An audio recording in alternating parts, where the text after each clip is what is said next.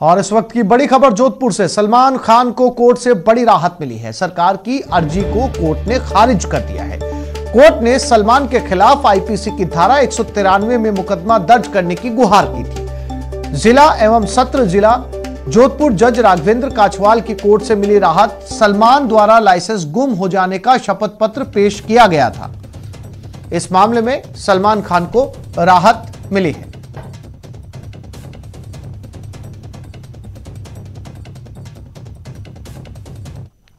न्यायालय ने दोनों ही 340 के प्रार्थना पत्र खारिज कर दिए थे और आज माननीय जिला एवं सत्र न्यायालय जोधपुर ने भी खारिज कर दिए। इसमें स्पष्ट साबित होता है कि किस ढंग से छोटे छोटे मामले को लेकर और इनके खिलाफ में कार्रवाई कर दी जाती है, जिसका नतीजा आज सामने आया है।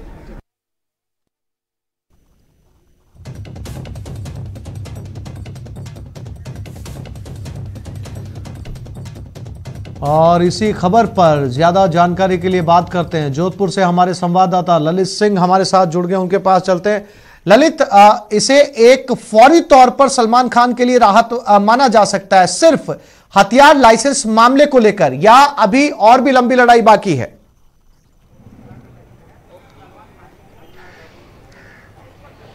देखिए, ऐसे लड़ाई तो बहुत लंबी है। इससे पहले 4 मुकदमों में करीब 2 दशकों से ज़्यादा समय सलमान को जोधपुर आना रहा है और करीब 3 बार जेल जाना पड़ा है। लेकिन अब ये जो मामला था, एक और एफआईआर का जो मामला था, उसमें सलमान को राहत मिली है। चंद्रशेखर हमारे साथ मौजूद हैं। आप कोर्ट में चंद्रशेखर थे। एक राहत कहा जाएगा क्योंकि 4 मुकदमे हैं, लेकिन एक और मुकदमा हो सकता था। निश्चित तौर पर आज सलमान खान को जो है जिला एवं सत्र जिला जोधपुर जज राघवेंद्र काछवाल की कोर्ट से बड़ी राहत मिली है। सलमान खान के खिलाफ सरकार ने 2 अपीलें जो है सलमान खान को मिली राहत के खिलाफ यहाँ पर पेश की थी, जिसमें एक पहली अपील वो थी जिसमें सेशन न्यायालय में जो है सरकार की ओर से कहा गया था कि सलमान खान ने जो है कोर्ट को गुमराह करते हुए एक शपथ पत्र पेश किया गया, जिसमें सलमान ने ये बताया था कि मेरे कान में दर्द है और मैं कोर्ट में हाजिर नहीं हो सकता। जबकि उसी समय जो सलमान खान जो है अपनी शूटिंग में व्यस्त थे और इसको लेकर कई समाचार पत्रों में जो है फोटो प्रकाशित हुए थे। इसके अलावा सलमान खान से जब उनके हथियारों के लाइसेंस मांगे गए तो सलमान खान ने एक बांद्रा में पेश की गई एफआईआर और एक शपथ पत्र देते हुए ये बताया कि मेरे हथियार खो गए हैं। लेकिन जब बॉम्बे पुलिस कमिश्नरेट को यहाँ पर तलब किया गया और वहाँ से एक अधिकारी आए, उसने बताया कि सलमान खान के जो है लाइसेंस जो है वो रिन्यूअल के लिए पेश किए गए हैं। इसको लेकर जो है राज्य सरकार की तरफ से एक सीआरपीसी की धारा 340 के अंतर्गत एक एप्लीकेशन पेश कर सलमान खान के खिलाफ आईपीसी की धारा 193 में केस दर्ज करने की मांग की गई थी, जिसमें कि 7 साल के सजा तक का प्रावधान है।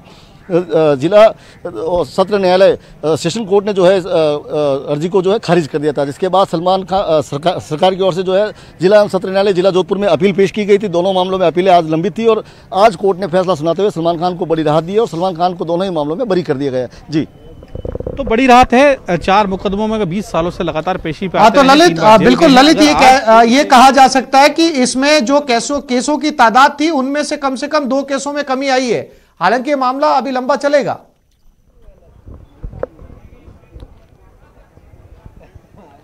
देखिए, निश्चित तौर पर 2 कोर्ट ने सरकार की अपील को खारिज किया है। ऐसे में हो सकता है कि अब हाईकोर्ट में ये पूरा मामला जाए और हाईकोर्ट से इसको चैलेंज किया जाए देश को। लेकिन फिलहाल 2 निचली कोर्ट और सेशन कोर्ट ने सलमान का राहत दी है, उन्हें कहीं ना कहीं राहत दी है। तो निश्चित तौर पर 2 केस की राहत सलमान को मिली है। जी ललित, तमाम जानकारी के लिए आपका धन्यवाद। हथियार के लाइसेंस से जुड़ा यह मामला था जिसमें सलमान खान के वकील ने जोधपुर अदालत के अंदर अर्जी लगाई थी और इस अर्जी को अदालत ने मंजूर कर लिया।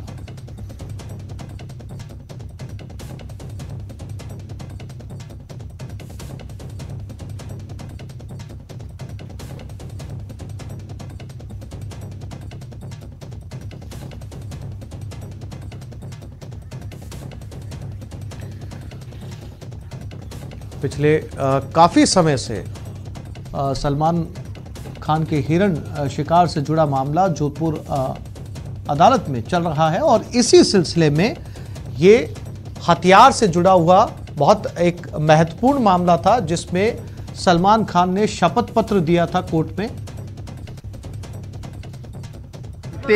शपथ पत्रों के संबंध में जो अपीलें राज्य सरकार ने पेश की, आज माननीय जिला एवं सत्र न्यायालय जोधपुर जिला ने विस्तृत आदेश 18 पेज के जरिए उन दोनों ही अपीलें सारहीन होने से निरस्त कर दिया। हमने 2006 में ही जवाब दे दिया था कि किसी भी प्रकार की झूठा शपथ पत्र या इन्फॉर्मेशन नहीं दी गई है। मात्र सलमान को परेशान करने के लिए ऐसे प्रार्थना पत्र पेश किए जा रहे हैं। लेकिन लंबी सुनवाई के बाद अधीनस्थ न्यायालय ने दोनों ही 340 के प्रार्थना पत्र खारिज कर दिए थे और आज माननीय जिला एवं सत्र न्यायालय जोधपुर ने भी खारिज कर दिए। इसमें स्पष्ट साबित होता है कि किस ढंग से छोटे छोटे मामले को लेकर और इनके खिलाफ में कार्रवाई कर दी जाती है, जिसका नतीजा आज सामने आया है।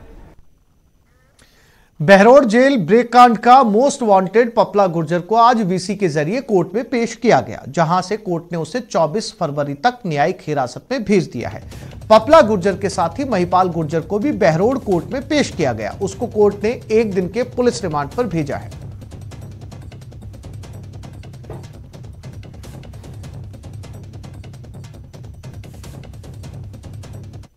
एक दिन का पीसी दिया गया तस्दीक कराने, और विक्रम जो पपला है उसको वीसी के माध्यम से पेश किया गया था। उसको जेसी कर दी 24 तारीख तक। सर महिपाल से कुछ खुलासा और हुआ है, कहाँ के किस तरह तक तस्दीक कराएंगे उसके बाद जो हथियार बरामद हुए। और अब बात सदन में संग्राम की। राजस्थान विधानसभा में बजट सत्र के दूसरे दिन शून्यकाल के दौरान जमकर हंगामा हुआ। इस दौरान स्पीकर सीपी जोशी ने बीजेपी के 2 विधायकों को कड़ी हिदायत दी। उन्होंने कहा कि आप लोग अध्यक्ष को डिक्टेट करना चाहते हैं। कोटा में आरएसएस कार्यकर्ता पर हमले को लेकर बीजेपी ने सदन में स्थगन प्रस्ताव दिया, जिसे स्पीकर ने खारिज कर दिया। इससे नाराज बीजेपी विधायकों ने वेल में पहुंचकर नारेबाजी की, जिसके बाद सदन की कार्रवाई बाधित हुई।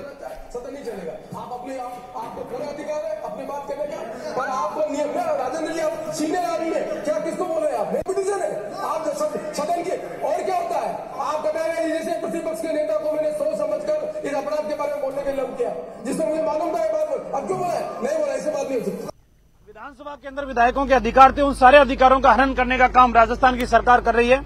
और इन मुद्दों को लेकर जब विधायक अपनी बात ही नहीं कह सकते, जनता से जुड़े हुए मुद्दे ही नहीं रख सकते, सरकार उन तमाम मुद्दों से बचना चाहती है जो जनता की आवाज के रूप में हम सब सदन के अंदर रखना चाहते हैं। मैं चाहूंगा कि सरकार संवेदनशीलता का परिचय देते हुए विधायकों को उनके अधिकारों का संरक्षण करे और उनकी बात रखने के लिए, और सरकार उनकी बात सुनने की हिम्मत रखने का काम करे। अपराध बढ़ने की जो डिमांड आपने कही, उस पर स्थगन प्रस्ताव पर मैंने आपको बोलने का मौका दिया, लेकिन ये राजेंद्र राठौड़, सतीश पूनिया और बाकी लोगों ने हंगामा करके सदन को रोक दिया। आप बोलना चाहें तो आप नियम कायदे कानून के तहत बोलिए, मैंने आपका नाम पुकारा है, लेकिन आप अध्यक्ष को डिक्टेट नहीं कर सकते। हम चाहते हैं मुख्यमंत्री, चूंकि वास्तव में गृह मंत्री वही है, वो इसका जवाब दे और अपराधियों पे किस प्रकार से नियंत्रण करेंगे उसकी करें और इसके पूरे प्रकरण की न्यायिक जांच हो। अजमेर में सरपंचों ने सरकार के खिलाफ हल्ला बोला। यहां कलेक्ट्रेट पर सरपंच संघ ने पीडी खाते बंद करने की मांग को लेकर एक बार फिर नारेबाजी कर प्रदर्शन किया। साथ ही अपनी मांग को लेकर सीएम के नाम कलेक्टर को ज्ञापन सौंपा। नाराज सरपंच संघ का कहना है कि सरकार ने पीडी खाते बंद करने का आश्वासन दिया था, लेकिन अब तक पहल नहीं की गई, जिससे सरपंचों में काफी गुस्सा है। सरपंच संघ ने कहा कि अगर जल्दी उनकी मांगों पर गौर नहीं किया जाता तो वो 13 फरवरी को राहुल गांधी को ज्ञापन सौंपकर अपनी समस्या से अवगत करवाएंगे। 13 तारीख को फिर सर हमने 4 चरण में आंदोलन सरपंच संघ की 20 सूत्रीय मांगों को लेकर आज जिला कलेक्टर महोदय को ज्ञापन दिया। राज्य सरकार द्वारा पीडी खाते बंद करने के घोषणा की थी, आज तक पीडी खाते बंद करने का आदेश जारी नहीं हुए। हमारे पंचायत राज के वित्तीय आयोग के पैसे 29 करोड़ रुपए राज्य सरकार अभी पंचायत राज के खातों में नहीं डाले हैं, वो अति शीघ्र 7 दिवस में डालें। नरेगा का भुगतान जो 1 साल से पेंडिंग पड़ा है 2 साल से वो भी जारी किया जावे।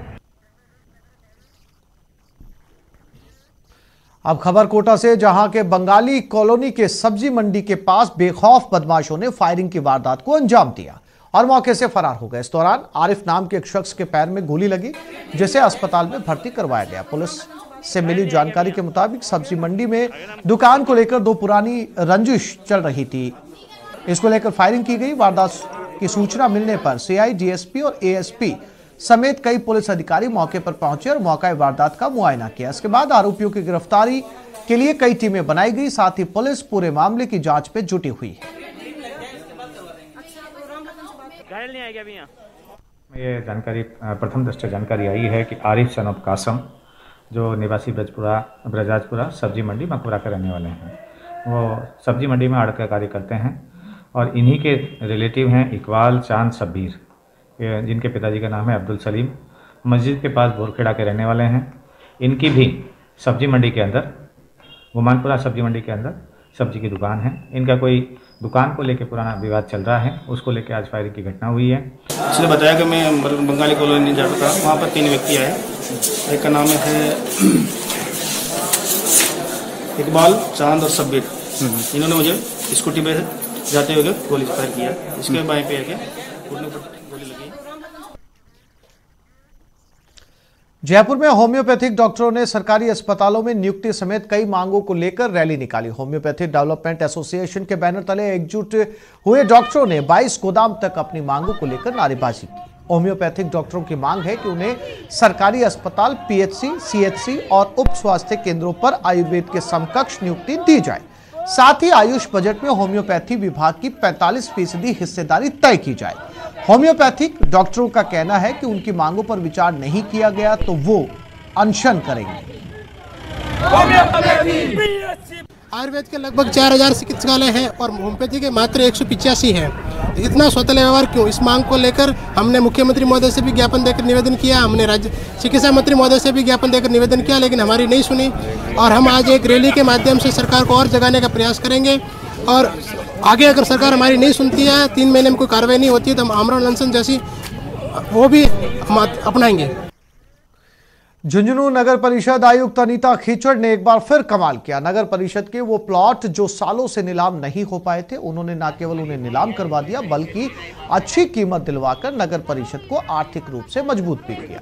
दरअसल यहाँ के लाल पहाड़ी इलाके में नगर परिषद सालों से अपने 4 भूखंडों को बेचने के लिए कोशिश कर रही थी, लेकिन इन भूखंडों पर अतिक्रमण था। ऐसे में आयुक्त अनीता खीचड़ की पहल पर नगर परिषद को 7 करोड़ 75 लाख रुपए की आय हुई।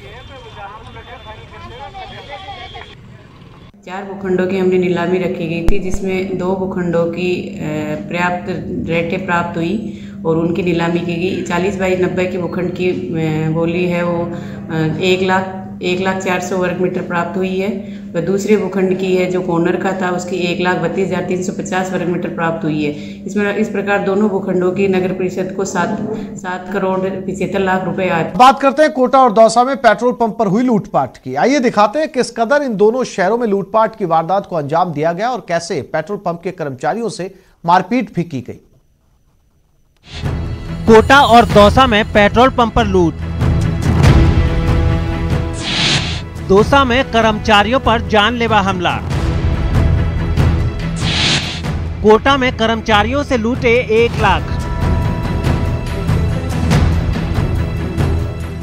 तस्वीरें अलग अलग जरूर हैं, तस्वीरों में दिख रहे लोग भी अलग अलग हैं और वारदात की तरकीब भी, लेकिन वारदात का प्लॉट दोनों तस्वीरों में एक है और वो है पेट्रोल पंप पर लूट की, साथ ही कर्मचारियों के साथ मारपीट की। पहले बात करते हैं दौसा की। इन सीसीटीवी तस्वीरों में आप देख सकते हैं कि किस तरह कैबिन के अंदर बैठे पेट्रोल पंप के 2 कर्मचारियों पर हथियारबंद 3 बदमाशों ने हमला कर दिया। लेकिन संख्या में कम होते हुए भी पेट्रोल पंप के कर्मचारियों ने हार नहीं मानी और बदमाशों का न केवल डटकर मुकाबला किया बल्कि उन्हें धक्का देकर कैबिन से बाहर भी निकाल दिया। हालांकि इस दौरान हथियारबंद बदमाशों ने एक कर्मचारी के सिर पर वार भी कर दिया, जिससे वो लहूलुहान हो गया और उसके सिर से फर्श पर खून टपकने लगा।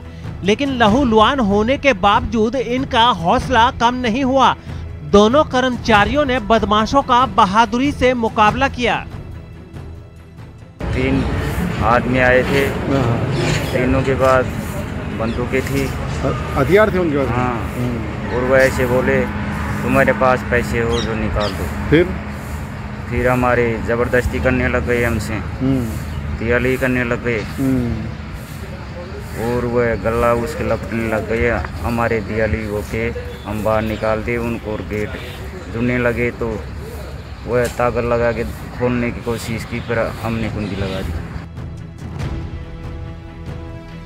इन दोनों सेल्समैन की हिम्मत से बदमाश कैश तो लूट नहीं पाए, लेकिन उन्होंने एक सेल्समैन को जख्मी जरूर कर दिया।